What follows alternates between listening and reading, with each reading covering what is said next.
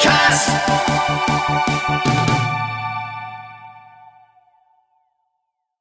Hi, Thiago. Welcome back to KoitCast.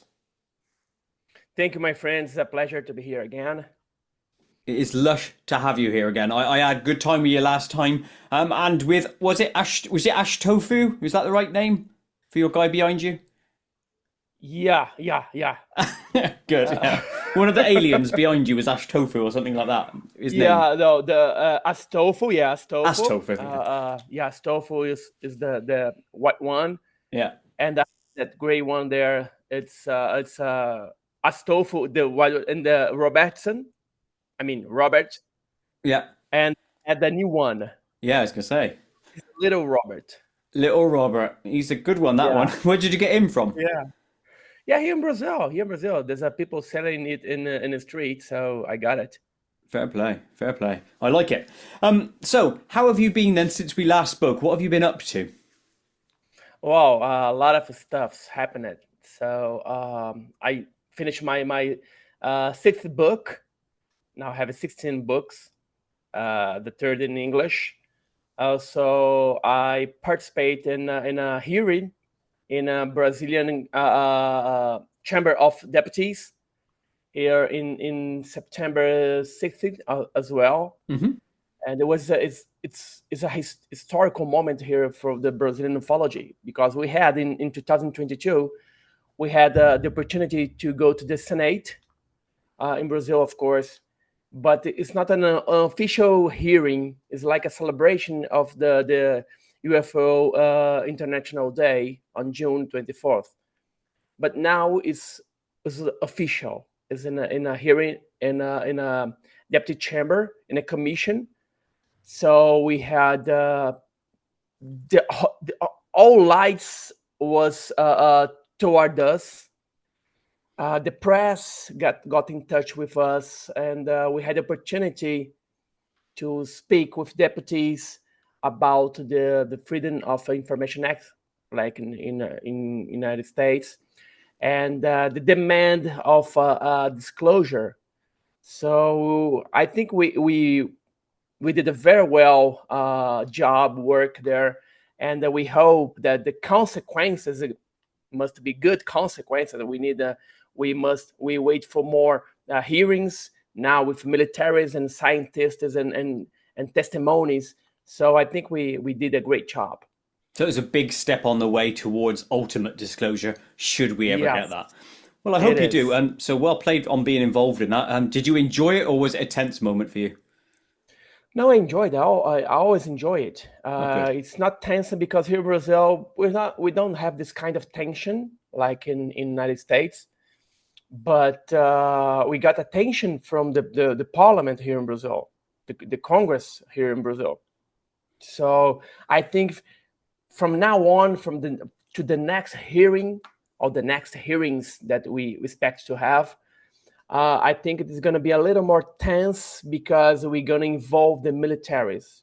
The militaries are going to be there testimony or answering the question from the citizens or from the ufologists. So I think it's going to be a little more tension, but well, I think we are in the right way to get to disclosure. Yeah, I completely agree. It's nice to see that obviously things are going your way like they were in America with those hearings. And like I said, hopefully it's a big step on the way to disclosure, because Yeah, that's what we all bleeding want at the end of the day, isn't it? That's all yeah. we want. Recently, I saw you on, what is it, George Knapp's TV series. I mean, it was quite a while ago now, but that was a little bit of fun for me because having spoke to you, I then saw you on TV and I was like, whoa, there's Thiago. And I was like, I enjoyed that. So what feedback did you get from friends and family regarding that? Oh, I'm in my family like a rock star. Lush, that's good. In my family, Yeah, I'm yeah. a rock star. Well, here in Brazil, the series was a very well attention, got a very well attention. The reception was very well as well. I went there in 2024 in the February of 2024 to record this episode in Colares. It was amazing. George and V, they were amazing. They are amazing. So we had a lot of work, and many things that we recorded didn't go broadcasted. So Yeah. because just 40 minutes, and we spent 5 days recording and get information, and well, all the stuffs. But the series here in Brazil, the people saw colares from another perspective. We had colares like, well, something happened back in 1977, but from this episode and from the research that I did there, the people saw, well, something still happened in that area. Not like the attacks, no, nothing like that. But they still seen aircraft, lights coming in and coming out from the water, the rivers, in the sky. So something is still happening there, and this show shows something. This episode shows something about this, and the research that I did and became a book uh, proves that in that area something is still happening, and we don't have an explanation so far. Excellent. Now, before we dive into your book and the research, I do want to just ask for your opinion on the Boogospheres. Have you looked into that? What's your thoughts? Yes, in this the edition of Revista UFO magazine 298 in edition of October, we have an article about the Buga spheres. Well, in my honest opinion, I think that is artificial made by man, or something like artificial intelligence. But there's always a but. Always. Uh, yeah, in ufology, always. Well, I think that, I don't know, great researcher researchers or in university, or I don't know, something should investigate this. And I'm friend of Jaime Maussan. I'm a big friend of him, and he told me about this Buga spheres. Thiago, the Bugas are here. Just come and research. I give to the research. I want to know if it's true or not. And it's what I think. I think it's a human a fraud or fake or artificial intelligence. But you have to research this to seek for the truth, to seek for an answer. So you after that you can say, well, it's a fake, or you can say, well, it's something that we can understand. We can't understand. So I think we have to wait. Have to wait. And Jaime Maussan, well, people said that he's a lunatic, he's a faker, something like that. At least he's going for some research. And many people that say, it's a fake, don't get up from the chair and do And something. have a look, yeah. I give credit to him about this. No, I agree. I'm also on your way of thinking, and I spoke to Preston Dennett yesterday, who's another UFO researcher, and he thinks the same, that it's a man-made object. It's not. It doesn't look precise enough to what we would consider to be an alien technology. That's my perspective, but and Yeah, his. yeah, I agree. But we have to research. We have to have 100% answer about this. Agreed. Lush, well, thank you for going through that with me. So we'll dive into your book now and then any further research. So last time you were on, we discussed a fair bit about the Colares case. But since then, you've finished, obviously, your book, Colares UFO Attacks in Brazil. Can you tell me about that book and why you decided to focus on that one case?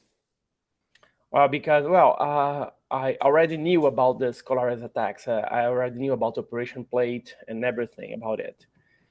But when I went there, it was the first time that I researched in local.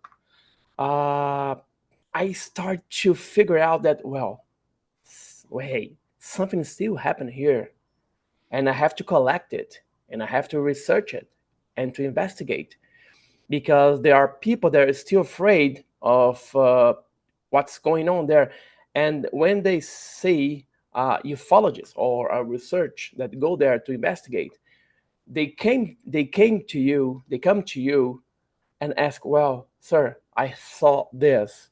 My mother saw this. My sister, my uncle saw this. Please tell me what it is. Mm. And this make me think, well, I have to write about it because people, mainly outside of Brazil, it still does have the history about colares in 1977. They don't know that this phenomenon is still happening here in Brazil, in Colares, in the Pará state, because we went to Colares, we went to Belém, is the capital, and we went to Barcarena, is another city.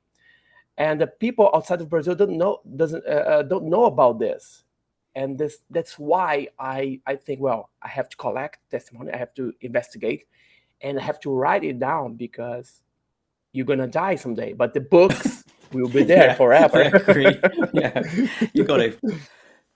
Oh, that's fair enough. Is there any other researchers on the ground doing the work that you just did, or were you the only one doing it essentially?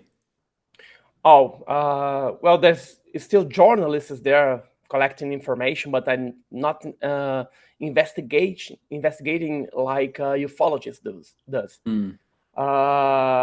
And every day I got information, I got videos, I got photos, I got testimony, people from there, because I left my email. People from there always send me information and photos and videos. 1999, 98, 1990, I can explain like a flare, like a satellite, Sure. like something like that. But there's this 1-2% that still need more investigation. And to do this investigation, you must to be there, to go there, to do a field investigation. And it's not easy for me because I work every day. I work from Monday to Friday, the whole day. And for me to go there to investigate, I had to take off some days from my work to go there and have also the family. So I try to do my best to investigate from Brasilia. And when I have time, I go there to investigate. But there are still happen things there, and journalists are doing the collecting and sending to me the information. And when I have the opportunity, I go there to investigate in local. When you went there, did you manage to see anything directly yourself, or were you just collecting at that stage? Collecting. Well, we did one night of sky watching, but we didn't see nothing. And I start, well, while the production was preparing to shoot the series, the episode, I started to talk to people. I like to talk to people, and I get the elderly people because, of course, they were teenagers in 1977 or kid in 1977, and I start to ask, did you see something? Did you know someone who have seen it? And all of them, they told me, yes, I saw it, or I know something that saw it. So it's still, it is still a very present matter or subject in the city of Colares, in the city of Barcarena. The people are still looking for it, looking for answer. So I didn't see nothing in the sky, but the testimony that I got that are in the book, they are amazing. And the one testimony about the episode that happened in 1977 is new. Nobody knows about this testimony. A person, Mr. Francisco, he saw the UFO shoot a ray of light in a lady in front of him and hit her in the neck. And after that, he saw the light, it's like a line, a hope, something like this, be pushed by the UFO and leaked blood in the floor. So we didn't have this testimony in 1977. It was the first I heard about this. People saw a UFO attacking and sucking the blood, and then when the line, the hope, or the ray of light, I don't know, is leaking the blood in the floor. So it was amazing when I heard it. I saw, well, I think something was brutal here. Completely brutal. Just imagine being that person. You're out there just doing your normal human activity, and then a light hits you, sucks your blood out. And I know it hurt because a lot of people were like obviously trying to get away Yeah, from it. It must A, shit you up because there's a UFO, then you're being attacked, then you're losing your blood. It's like, what the? yeah. Very, So very strange. some people think that was a social experiment. Mirage Man. Well, more than 200,000 people saw it. 200,000 people saw it. More than 2,000 people were attacked by these lights. Whoa. So if it was a social experiment, it was the biggest social experiment ever Ever in the run, yeah. history of humanity, because many people saw it. It's not, oh, it's a hysterical, is everybody's seeing a lot of UFOs in the TV. Well, 1977, there's no TV, or a few houses had TV in north of Brazil in 1977. They use it to hear radio, the old radio, this box with antenna like this. And in many cities, there's no radio, no TV, nothing, because the north of Brazil, even today, is a very city. One city from another city is a very far. You have to take 3 or 4 hours by car or by boat in a river. So it's not easy to go to another city in a inner of the north of Brazil. So what happened there is a social experiment by saw by thousands of people. I don't think so. No, I don't even think they could do that necessarily today. Maybe the technology today, but no way 50 years ago. It's just silly. And I don't like it when those sort of excuses are whacked out there by people. And I understand the psychology of doing it because people are scared, so they throw out an explanation to close it so their mind they don't feel scared. But it's silly, that sort of thing. Yeah, I agree. Yeah, mental. I agree. Mental. So the phenomenon is known as, am I right in saying this, chupa chupa? Chupa chupa. Yeah. What does that translate to exactly? Suck suck. It's like suck suck. Just on the vampire-ish nature Yeah, of it's it, like, yeah. and some people say, well, some people say in the thread it was vampire lights because suck your blood. And when people got hit by this UFOs or lights or something, they lost blood, and also they lost iron from the blood. So people got anemia and got sick and got very dizzy and tired and scratch when the place that was hit by the light, the people start to scratch and get a red spot. And sometimes you can see 3 holes, small holes Oh, in the whoa. neck or in the leg or in the breast. So people start to call chupa chupa, like suck suck, or vampire lights. Where does the word chupacabra come in? Well, chupacabra is different because chupacabra is something, an entity, an alien, something like that, that suck the cabra is goat in Portuguese, in English. So this animal, some people say that it was an animal, suck the blood from birds, from goats, from dogs, from horse, some farm animals. And here in Brazil, we had a wave of attacks, but it was 1996 of Brazil in Brazil, in the Paraná state. We had many cases with no explanation, but after 1996, we had no more attacks like chupacabras. Is a quite different. Suck suck chupas by UFOs, and chupacabras is by an animal or an alien, something like that. Either way, there's a lot of sucking going on, which we don't want. Yes, and blood, and they like blood. Yeah, speaking of the alien side, that's not alien, the animal side of things. In the 77 Colares event, were there also reports of animals being attacked at the same time? Or was it just humans? No, no, very interested. Just human being and just man and woman, never kid. Oh, We had whoa. no so far, we have no record of a kid being attacked. We have teenagers, 18, 19, 20.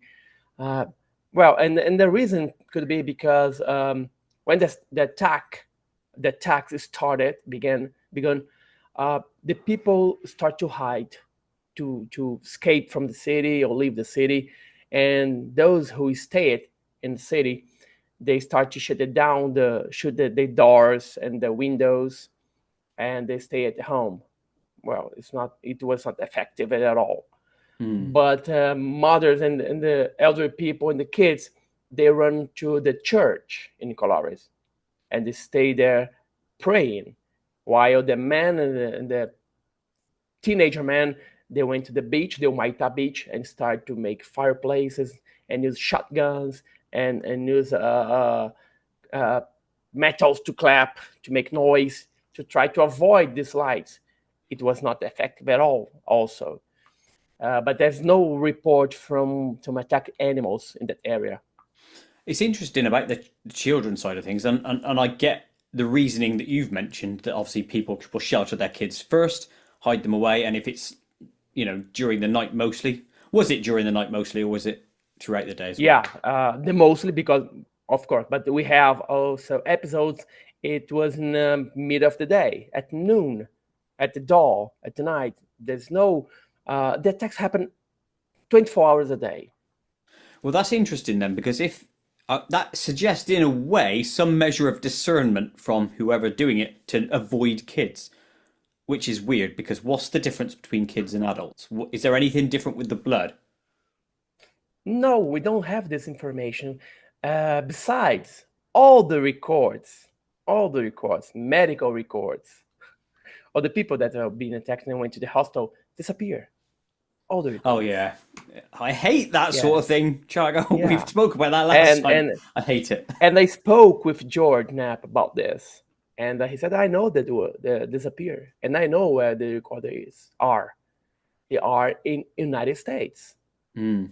And Joe Bigelow knows about this a lot of things. So we miss it, many reports. We miss it, the videos. We miss it, the medical reports, and that's why we went to the hearing that I spoke before, to ask these documents. Well, if Mm. they're not in Brazil, where are they? If they are in the United States, we must have a process, official process, to send to United States. And the reason why, and if you don't have this process, this document sending to United States, it's a crime, because Theft. Mm. you're given a personal files, and you're given official files from the Brazilian Air Force to another country without any kind of cooperation or document or exchange of documents. So it's a crime. That's why we're doing this hearing, and we went there to ask for more information and disclosure. Well, I like that approach. Then that you can send an official government letter to say, "Boom, you did this on X date." In theory, find out and sort it out now, because that would put some nice pressure on. Whether it would do Yeah, anything is another matter, but it's a good step to take. Speaking of the videos, have you had any updates on the missing videos at all, or is it just still the same information as before? They were taken, they're gone. yeah, they still miss it. They still miss it. With this hearing, from now on to another hearing, we're gonna say the same thing. We want the videos, and we one day. I mean, when I say they, I mean the Brazilian Air Force, the Brazilian Army, and Brazilian Navy. That's not only colares, all the videos, all the evidences.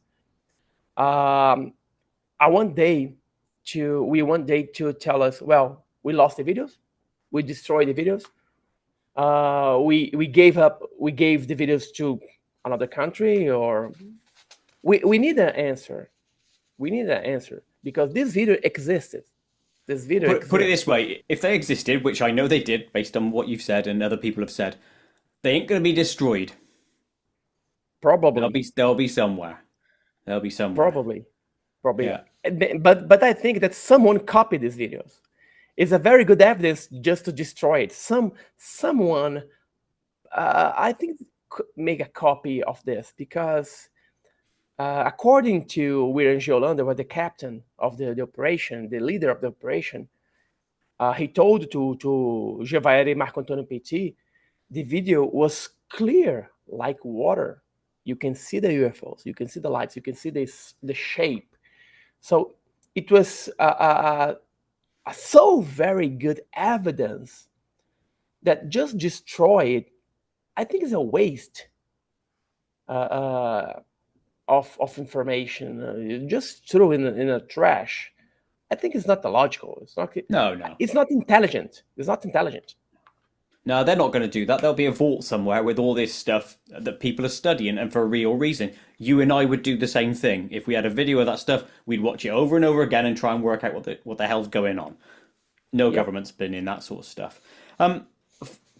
Another question, and you've probably answered some of this already, but what other new things, despite that one bit of excellent testimony you had, doing this recent research, is there anything else new that you found? Well, we found a photo that was shot, but not colares. It's not the period of the operation plate. A photo of a UFOs over treetops in a soccer field. Soccer, I'm from England, so it's football field. Yeah, that's the good stuff. Yeah. Yeah, I prefer as well. The football field.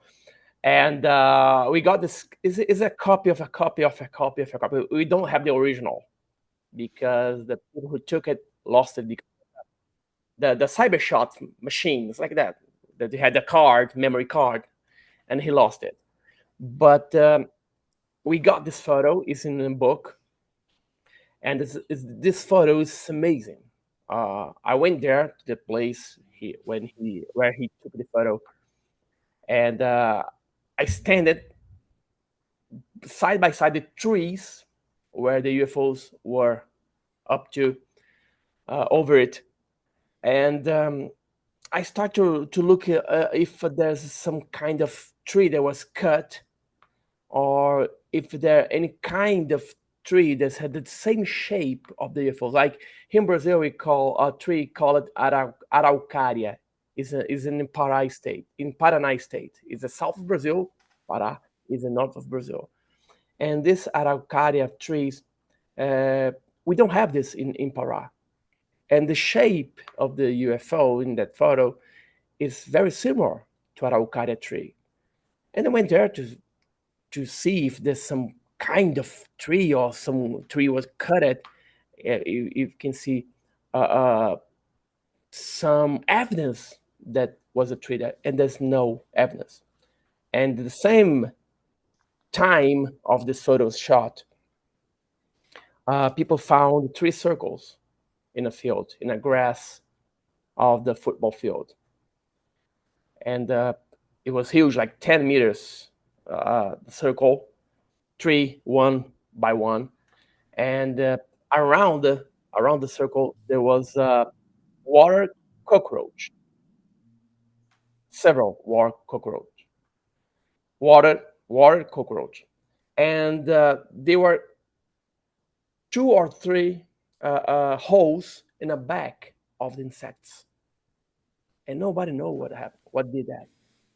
And the people it was in Barcarena, and people were so afraid that they avoid to go to the football field for a week. And when we went there to the football field, the corpuses of the cockroach, and there was also snake and frogs, they're still there. No other animal ate it. So something strange. It's like the cattle mutilation. When you found the cattle mutilation, there's no animal to eat the remains of the animal, just decompose by himself with the time. And then we had the same example. It's not the same, but it's not a cattle. But for more than a week, animal went there to eat the snake or the frog, even the ants, even something insect, something. And this caught my attention.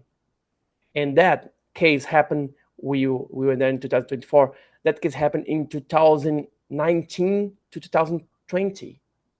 So it's not so past. Sure. And that's why I think that something still happened there. Mental in these sort of things where animals don't touch dead things. It tells a story in itself. Animals aren't stupid. They run away from volcanoes, earthquakes, all sorts of things, and they don't eat what's going to kill them or cause them harm. So there's something real dodgy going on. Very, very odd. Have any of the victims of the Colares attacks had any other experiences since? Anything paranormal, or even specifically ET related? So it could be like ghost visitations or anything like that. No. We were there with Dona Aurora, Mr. Aurora, the iconic photo. She was laying, and the doctor is pointing the marks in her breast. It's a very iconic photo. And I spoke with her. And I spoke with the lieutenant, the nickname lieutenant. I spoke with both of them. He was attacked as well. And after that, they have no other sighting, no other experience, nothing about ghosts. The lieutenant, Mr. Francisco, he told me that after this experience that he had, because he was laid in a bed of his mother-in-law in 1977. He lived in Colares, but when the attacks started, he moved to another city because afraid of that. He was a fisherman. He was so afraid that he moved to another city, and he went to his mother-in-law house, and he was sleeping. His wife, his mother-in-law, and him were sleeping, and in the middle of the door, a UFO just appeared over the house and shoot a ray or beam of light and hit him in the neck. And he woke up with something scratching hot in his neck. And many people inside the house yelling, "The Chupa Chupa is attacking you! The Chupa Chupa is attacking you!" And he was so afraid that for several days he slept under the bed or under the furniture of his house. And the years after that, he started to try to understand what happened to him, but he couldn't. And I asked him if he was angry about the attack. I like this. Oh, I hate them because they attacked me. And I asked him about this, and he said to me, "Thiago, they cured me." What do you mean you could heal you? Well, I was afraid to speak in public. So after this experience, I have no afraid at all to speak to the public. Well, you can think, well, speak to the public, it's trivial, it's like basic. But for many people, it is a disease. The people are ashamed to talk to public. And for him, he was healed by the alien, by the UFO, by the Chupa Chupa after the attack. Yeah, that's a strange one. I don't know what stock to put into that. He knows it's his experience, he can appreciate it. But looking at it, you think it's a bit sideways, isn't it? Rather than direct. It's he's like trying to make sense of it. That's what I'm picking out of that. But none of the experiencers had any other UFO sightings since, or enhanced, psychic phenomenon is what I was getting at. I wondered if that was... No, some witnesses saw the UFOs again, but in the sky, but they were not attacked. No one was attacked more than once. They was attacked one time, and some people saw the UFOs. Again, never been attacked or had some experience or paranormal experience. Sure. After the attack. On a similar vein, right? Strange question, I know, but have any psychic mediums or even remote viewers looked back at the case to find any information? Oh, I don't think so. Here in Brazil, no. Here in Brazil, we have many ufologists here in Brazil investigated. Jacques Vallée was here. Bob Pratt was here. Many Brazilian investigation went there to investigate. We had journalists and reporters from many parts of the world. Of course, we have some intelligence agents from the United States here to investigate and collect some evidences. Or steal it, yeah. Yeah, it's a very strong word, but well, yeah. Come on, you know it's right. Yeah, I know you're right. You know you're right, I know. But I don't know if some psycho research went here to investigate the Mirage Man, the Operation Mirage Man. I don't know, the social experience Mirage Man. They say that it was made by like a social experiment, but by physical, something like people that can read the minds. Well, I have no evidence for this. The evidence that I have is the people testimonies, the newspapers, the photos, the videos.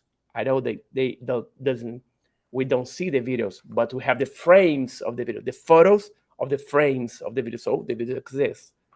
And the testimony of the militaries and people that went there, and the whole bunch of documents. So this is the evidence that I have from the what happened there. Sure. And that's a lot and enough in and of itself. I just wonder if at some stage in the future, or even if it's happening now, remote viewers could literally go there.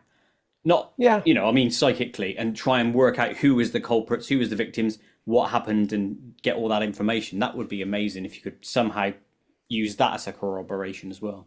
Probably they're going to have much more information than we have so far. It's going to be, it should be amazing. Maybe you should employ one. Obviously, you'll need to work a few extra hours to be able to afford one. It's going to be great. Right? It's going to be great. Why is it that you haven't got some sort of benefactor on your behalf yet to get you out of your normal day job so that you can do what you love full time? What I do for a living? Yeah, what you do for a living, isn't this stuff, is it?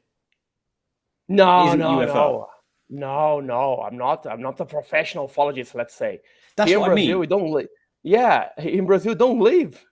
You don't get money and get money for living only with ufology. Ufology for me is a hobby, is a way of life to understand something that I have a lot of questions, and I look for the answers, but I don't live of ufology. No, I would love. But, that's what I mean. You'd love to do it, right? So you need a benefactor, someone to give you a shitload of money so that you can do it.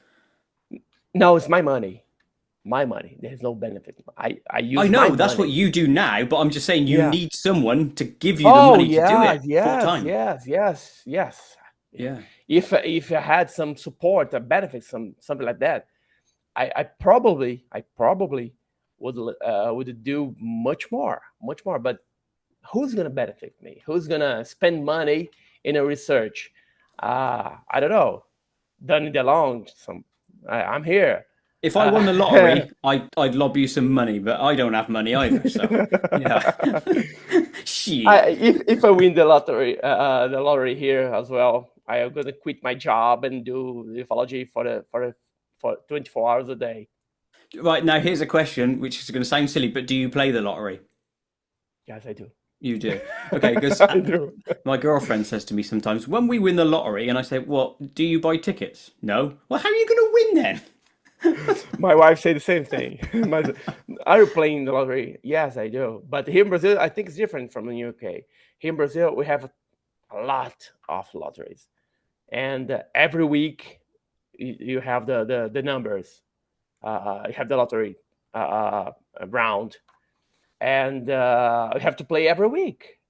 And the prize is growing, growing, growing, growing until someone hit the numbers, got the six numbers.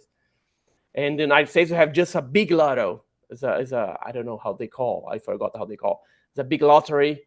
In the end of the year, it's a $5 billion. Whoa, Yeah. something like that. And here in Brazil, now we have a lot of lotteries and different prices. But if I win just one, it's gonna be great.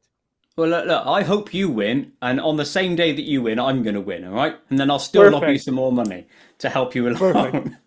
along. Now, obviously, you said that cases are still occurring today, but the attacks stopped when? What rough date do you think that the attacks stopped? Well, the main event, the date was from September to November, December of 1977. But the attacks continue until April or May of 1978, but decreased a lot. Because in this period in 1977, we had more than 2 and 3 or 4 attacks a day for 5 months. And in 1978, just 1 or 2 or 3 cases of attacks, and then suddenly disappear. The operation plate started in September and ended in November, abruptly, just like this. And the Captain Hollander, back that time, he was asking himself why they shut down the investigation, because we were so close to get contact with an alien being, because he told to Javert and Petit, he told them that he was not far from a meter from an alien, a gray alien type that came from the UFO. He was in an operation plate in Belém, in Colares. We cannot prove it. We cannot prove it if he had this contact, but he told us. And he went to his chief in Brazilian Air Force, and he told, "Oh, I got this information. I was so close. I think we're gonna have a contact. You're gonna contact them. We can start a contact." And the chief general was a General Protasio. He said, "The operation is closed. Just grab the things, tell the team that the investigation is ended." And we know that another group was sent there in 78, but there's no more cases like that in 77. So they ended in April, May of 78. That's interesting about the report of the alien grey, isn't it? Because it doesn't. I mean, it kind of is adjunct or adjacent to, but it doesn't sound like the typical grey experience. Because normally somebody goes up, has whatever operation, thing done to them, and then they return unharmed, in theory. But this one's Yeah. completely different, isn't it? Proper attacks and then an appearance. What weight do you put into that about the being a grey? Is that just something that's an outlier for you, or do you think? Well, I think that I really don't think that happened. To be Okay. very honest with you, very honest, because I don't have the evidence. But also, there's the but in There ufology. he is again. Yeah. Yeah. Wittanger had experienced a lot of things from the beginning of the Operation Plate to this episode that he almost got in contact with an alien being. And in my opinion, he got infected. Not infected. Infected is a bad word. He got in his mind a lot of things about ufology. So is contagion. His mind was contagion uh, uh, with Influenced or something like information. that. Yeah, yeah. Yes, he was influenced by information that he was collecting and reading and seeing. I don't know, because it's not the way the Greys do. They do the abduction. They appear in a bedroom or in some place and grab people. They don't speak with the people if they are not abducted. They Mm. just leave. They doesn't just leave the UFO and came to talk to people. I don't know if there's a case like this. If you say, oh, the Nordic type, yeah, back in the 16 they came and talked to people, but the gray, I don't think so.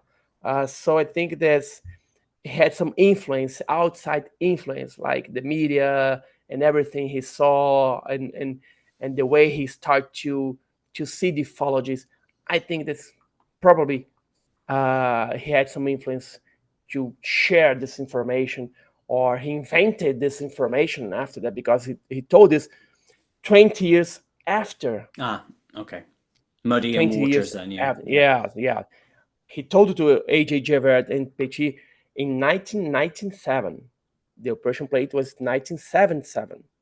So he told him how I went to my boss, to my chief, and told him that I was no, not so far, just a meter from the alien, but we cannot prove it.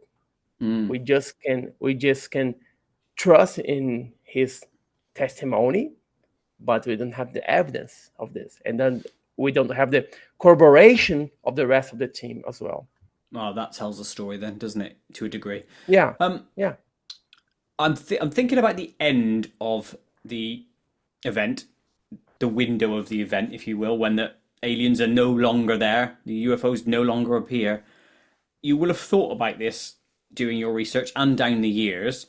Do you think that whatever agenda they had, they completed it? Or do you think there was intervention to warn them off and they stopped? No, I don't think that we have the power to intervene and make them stop. We don't have this power. I think it's just like abduction. I think they came here, or come here, do what they have to do, and leave. We don't have so far the power, or a way to avoid or to stop their agenda. And we don't know their agenda. And Hmm. we don't know also how many types of aliens are visited our planet. We don't know. We say the Nordics, we talk about the Greys, we talk about the reptilians. For me, the reptilians, it's not like the lizard of the Spider-Man. It's something completely different. It's a appearance of a lizard. People say that there's civilizations of draconians, like Oh, yes, yeah. dragons. Well, I don't believe in that because I have no evidence. But there's a but, and uh, uh, I don't know if we we we we will discover their agenda. I think they came here, do what they have to do, and leave. Simple like Hmm. that. Their blood beaker is full, and then they don't need any more. Yeah. And Yeah. people say, oh, they're using to do a hybridization. They use the DNA. They use the iron. Well, I don't know. We have to figure it out. And I think that we will never know what happened. Yeah, unfortunately. And that's why I love things like remote viewers because you'll never know, but you might get an inkling with something like that, even though that's interpretive. I appreciate that.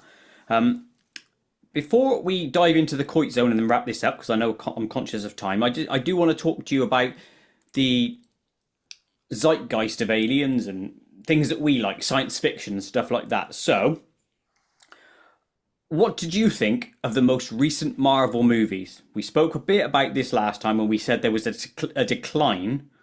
What do you think of things like the Fantastic Four movie, as an example? I saw it with my son. I like it.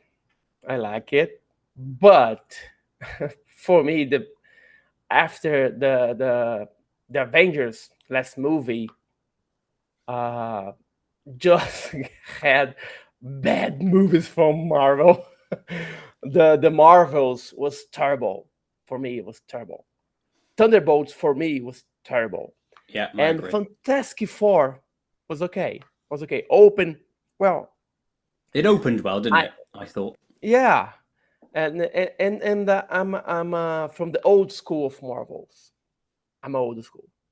When you start to mix universes in the Marvel, I got crazy. I got because I cannot understand. For me, Peter Parker is Peter Parker. Mary Jane is Mary Jane. Peter Parker is Spider Man, and Mary Jane is red hair, and Aunt May is an old woman. And Yes, you see yes. a Marvel movie. So the Mary Jane is not red hair. Uh, the Aunt May is hot. It's a hot. So, Yeah, I know what you mean, though. Yeah, we don't want to change everything to suit agendas. But yeah, I think they've weakened. I did like Fantastic Four's opening. I thought the opening was better than the ending, but it was pretty good considering the I'm crap I've hoping been to see this subjected to. the Secret Wars because I read the magazine, the comic book. I have the collection, the Ah, okay. 12. I have the 12 issues of the Secret Wars back in 1984. I have all in uh, uh, together in a book, just like a book. And I know this is gonna be completely different from what I read Yeah, in that's the pisser. 1984. That'll So ruin your childhood. That's what that'll do. yeah, they are. They're really my childhood. Uh, So, but I like it, and I hope to, and also DC. I like DC and Marvels, and the people's telling, oh, the Superman new DC movie is amazing. Well, I didn't like it I didn't like it because either. my Superman is Christopher Reeve, so it's Yeah, difficult mine for too. me. Yeah. It's difficult for me to see another Superman, and they're good, okay, but the movie for me is the Superman of Stephen Reeve, Christopher I Reeve. agree. Yeah, I was speaking to Lloyd Auerbach the other day, and he loved the new Superman. And I was like thinking in my head that everyone's opinion's their own, and if they love it, great, that's for them. But for me, I just thought it was meh, nothing. And a Yeah, Superman yeah, film should make you want to go outside and fly, shouldn't yeah. it? They for me they put something so very weak, very weak. For me, very weak. Hmm. Uh, anyone can beat him. It's not the real Superman. The real Superman's almost unstoppable. Just kryptonite could destroy him, I and now like what you said to them. he Right, got you said this. blood. Wow. You said this, and I know it's your accent, and I'm not taking the piss, but you said crap tonight. For me, that's funny. Kryptonite. There kryptonite, you go. kryptonite. Yeah, kryptonite. Now, It's the how? accent. I know you love sci-fi like I do. This is where it gets interesting because there's a grey area between our science fiction and where the things in your background, grey aliens and the whole UFO phenomenon meet. How do you reconcile that? Oh, it's very difficult. Mm. But I use as an example. I use the X Files. For me, the best sci-fi series was the X File because mixed the real things with mythology and the real thing about conspiracy, and that's not why it's a success, a great success of 10 years of X Files. So I know how to make a difference between the both. Well, if you put on TV, if you just put the real thing, it's going to be a documentary. It's not going to be a series. I think it's very, very difficult because we have to deal with facts. We have to deal with real people. We have to deal with frustration because we don't have the answer But if you go to a TV series, you must have an end. So you have to put some fiction on it. And that's, well, on another example, the History Channel, the Blue Book. Oh yes, I know the one. It's okay. It's okay. It's based on the real files. But the story about the case was, fancy to entertain people. You cannot just put the J. Alien Hynek with a man with a pipe and well, it's a UFO, it's a comet. People will not like it, so they have to put some glitter, something, some fiction on it to get people interested in the series. And I thought that series went off the rails in the second series specifically. It just went proper mental, and I thought, nah, not interested. I want the real thing. But this is where science fiction for me, right? We're now living essentially in a science fiction world. When I was younger, right, I know there was UFO books and stuff, and this is how I went into the subject to begin with. But I'm thinking, aliens are real, ghosts are real. It changes your perception of reality because it's not just a human experience here on Earth. We live as humans, we die as humans. It's the science fiction lives around us. It's weird. Yeah, and then we live in an era of the artificial intelligence. Now people buy a lot of books of UFOs, and the quality of the books are decreasing a lot. The quality of information, because many people went to Chat GPT and they make the Chat GPT, please write for me a book about UFO.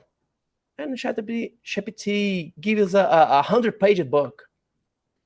But the one who asked the Chat GPT to write it doesn't know anything about UFO research. So there's a lot of errors, date, information, name, places. I just reached 1,000 books in my library. Now I have 1,000 books in my library. The last one that I got was Dark Visions. This nice. one. I didn't read it but I saw the stars. It's a very good, and of course my book as well. A good book, by the way, not run via ChatGPT. No, it's almost wrote by hand. Yes. And we are back in the 80s and 90s that we don't have internet. We don't have Google.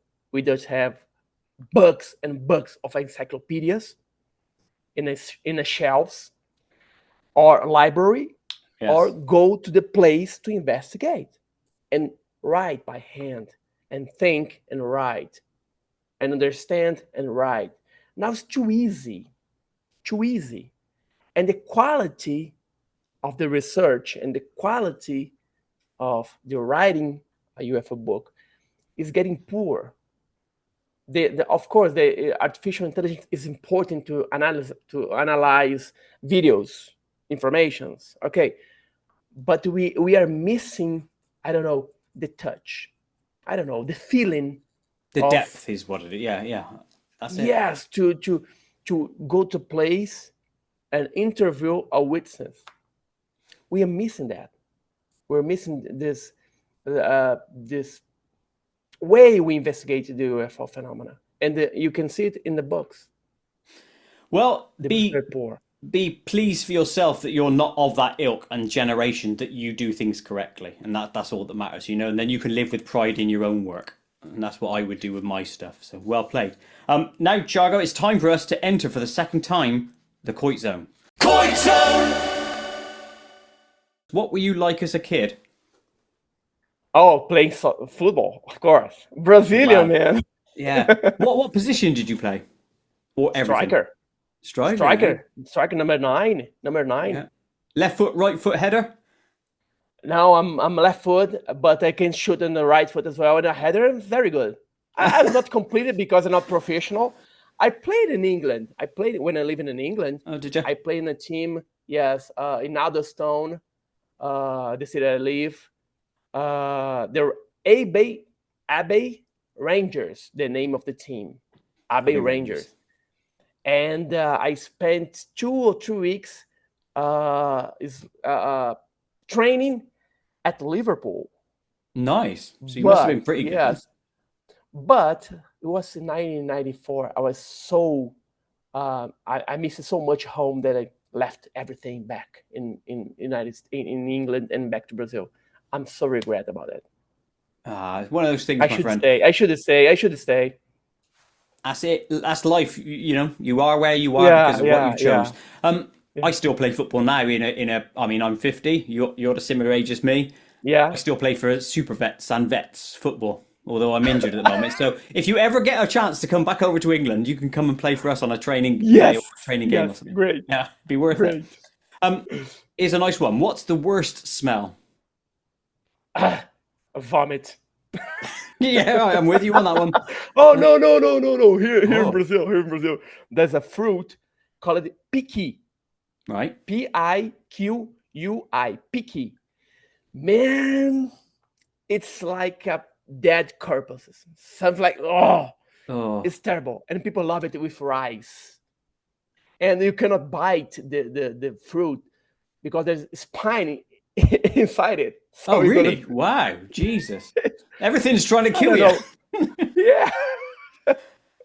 So it's piqui is the worst smell. Oh man, I'll tell you what. On vegetation and smells, right? We've got two things in this country, and you might have smelled them if you were in England for a while. There's one bush that smells like dog turd. When you walk by, you think that's gross. And there's also a bush that smells like semen, and I kid you not. I like semen. I like semen. I hope you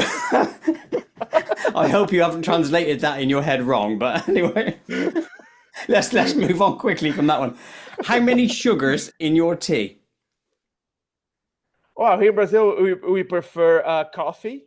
Okay. But 5 drops of no sugar, sugar-free. Oh, I drops. see. Yeah, the drop stuff. Yeah. Cool.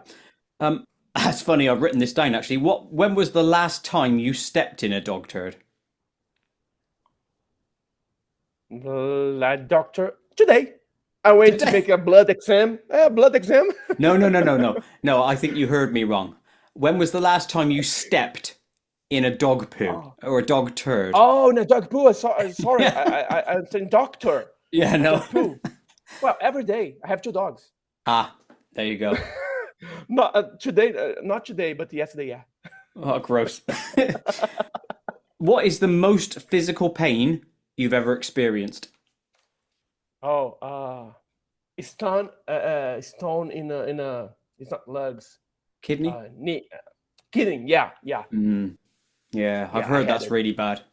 Oh man, it's like a 3 centimeter stone rock goes through you know where. Yeah. Wow, it's killing. Wow. It's killing.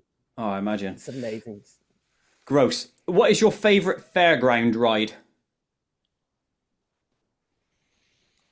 Fairground ride. I don't know. Give me an example of yours, so I can see if I understand. A roller coaster, as an example, would be mine. Yeah, I like a roller coaster, and also I like airplane. Yeah, airplane. We have a roller coaster. I love it, but I like airplane as well. For me, fair play. Well, when my dad was a pilot because he did like this, so I love it. Excellent. I love that myself. Right, okay, here's another strange one. You get to live as an animal or insect for a day. Which one are you choosing? White shark. I love sharks. I love sharks. I do. I love sharks. And white sharks, for me, I'm still want to dive in a cage in South Africa or in Australia, dive with white shark. But my wife said to me, well, you should do it before you get married with me. Now it's impossible. You will not do it. Or after your children are grown up and left. So you fulfilled that part. They don't leave. They don't let me know. Oh. They told me already. You never do this. You will never do this. Well, you never know. Never say never. Yes. Have you ever stolen anything? Stolen. Oh yeah. Oh, toys when I was a kid from my friend. And my mother caught me, and you bring him back to him and gave one of yours. So Oh, I lost really? two. Wow. That is good parenting, though, to be fair, isn't it? You won't do that again. 80s parents. Yeah. From the 80s. Stop it. Yeah, I love it. That's it. When is the last time you were proper drunk? Drunk. I never got a proper drunk, like very, very drunk. But last Saturday, was 4th of October, I went to Rio de Janeiro to 50th anniversary of my cousin, and I got a little high. Just enough. A little tipple. Yeah, just enough. Yeah. Last question in the Koit zone. You get to rewind your life so that you can go back and review a specific point. What event would you like to see again? It's not an event. And I would meet my mom and dad and warn them about the disease that killed them. So I would say, Mom, stop smoking. And Dad, stop. You know what you're doing. Yeah. Oh, wow. A nice sentimental one. Yeah, you're looking after people. Fair play to you, my friend. That's a nice answer. That is the end of the Koit zone. So thank you for going through that with me a second time, which leaves us the final question before we wrap up, which is, what is your next project? I'm writing my 7th book, and next year is gonna be 30 years of the Virginia case, and we are preparing a very, very amazing event in Virginia City to celebrate this the iconic UFO case here in Brazil. I think it's the most important case here in Brazil. So we are planning and we are working to do a very good event in 2026. Excellent. Well, when you've written that book, my friend, I'd love to speak to you again. I actually had loads of questions on the Virginia case, but we didn't get to them because that's perfect for next time. Thiago, thank you ever so much for appearing once again on KoitCast. I've loved talking to you. You're a good laugh. Thank you ever so much.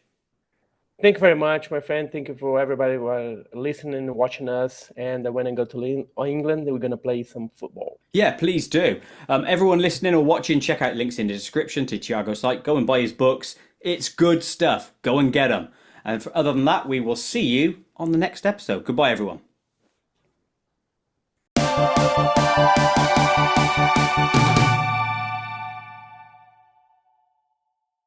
To watch other KoitCast episodes, please click the image top left. To subscribe to my channel, please click the image top right. Please like and share to help KoitCast grow, and most importantly of all, please click the notification bell so you never miss an upload.